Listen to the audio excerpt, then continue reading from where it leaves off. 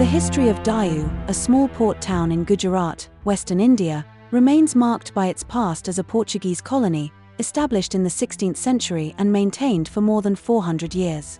The Panikotha Fortress, built on a rocky islet facing the fort of Diu, served both as a maritime outpost and as a prison, where local rebels and prisoners of war were held.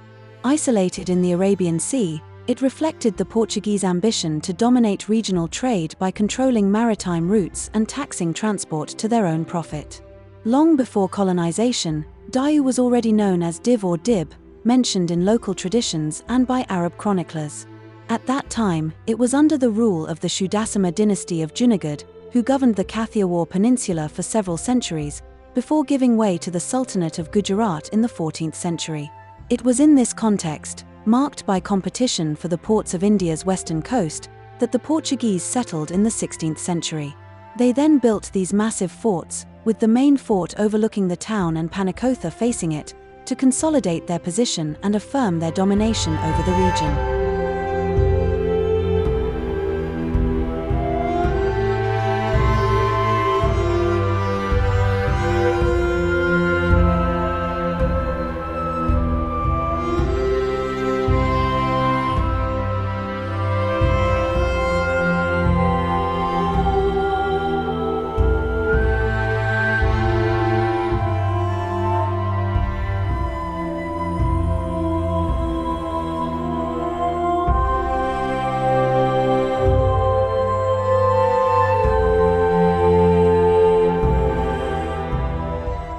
The main fort of Diu, a vast citadel built by the Portuguese, housed much more than defensive walls. Inside were barracks, warehouses, and chapels, forming a small fortified town. Its seafront bastions not only protected the garrison but also controlled the port and the city below. Today, these structures still bear witness to daily life within a colonial outpost.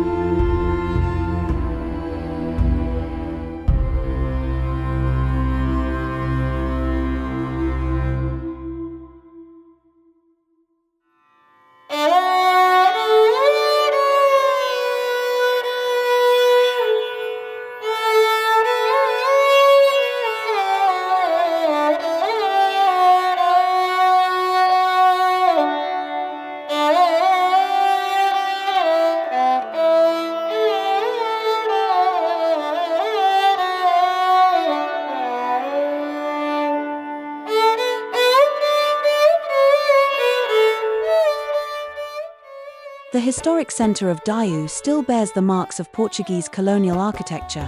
Arcaded houses, carved balconies, and facades of European influence recall centuries of foreign rule. Yet beyond this visible imprint, the town has developed in a distinctly Indian way. Buildings have been reinterpreted and transformed, enriched with vivid colours and decorative forms typical of the subcontinent. In the streets, everyday life conveys an unmistakably Indian atmosphere, marked by vitality, contrasts, and local appropriation. The result is an urban fabric where colonial heritage and Indian identity coexist and interact.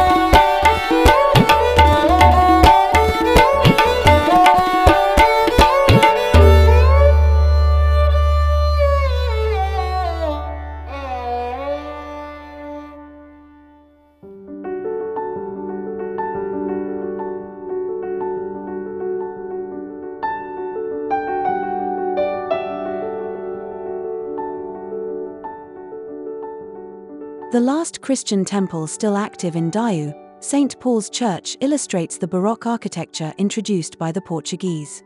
Its richly decorated facade forms part of an imposing conventual complex once occupied by missionaries. Inside, the whiteness of the walls contrasts with the finely carved dark wooden altarpiece, while the stuccoed vault recalls the virtuosity of the Baroque style. Remarkably well maintained, the sanctuary is still frequented today by a small Catholic community, descendants of the families converted during the colonial period.